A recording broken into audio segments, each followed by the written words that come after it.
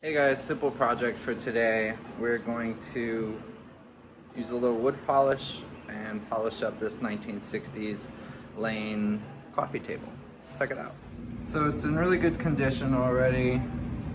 The only thing it really needs is a little love with some wood oil. Here's our materials: rag, furniture polish. I went with the orange because that was a recommendation of this lady who worked at, had her own thrift store down in OC, and she said she's used this stuff for years, so